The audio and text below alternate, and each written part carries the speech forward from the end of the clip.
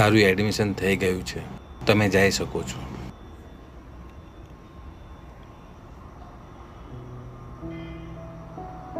બોલો નામ. દેવ વીણાબેન. પપ્પાનું નામ.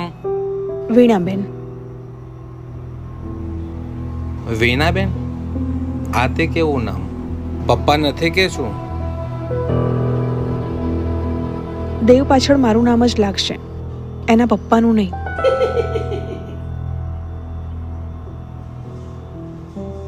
ભલે 5,000 જમા કરાવી દો.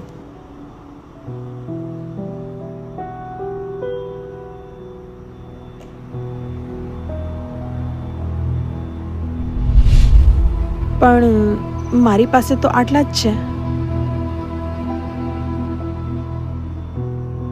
2 ના સ્કૂલ છે, અનાથ આશ્રમ નથી.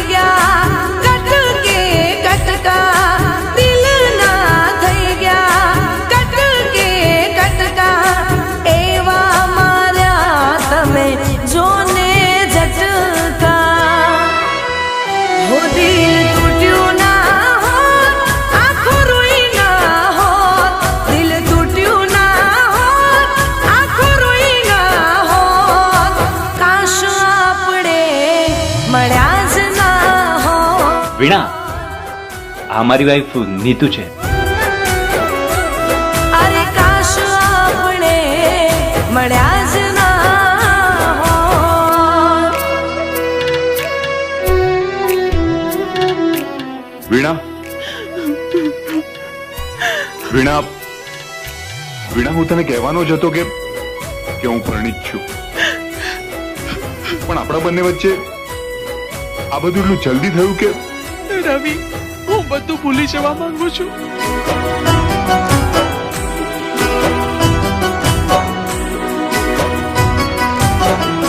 હો વાગેલા ઘા ઉપર મીઠું ના ભભરાવો, હું ભૂલવા માંગુ છું, બધું યાદ ના કરાવો.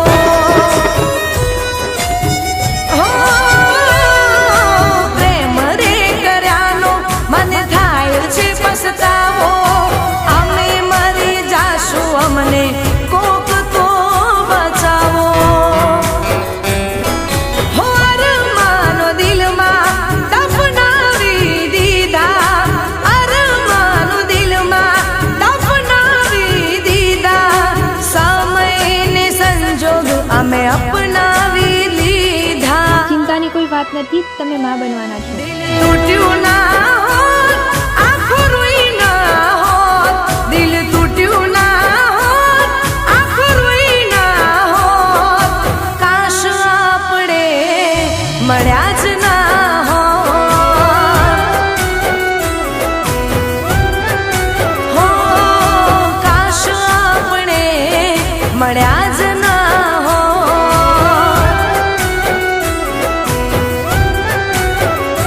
હો કાશ આપણે મળ્યા જ ના હોત.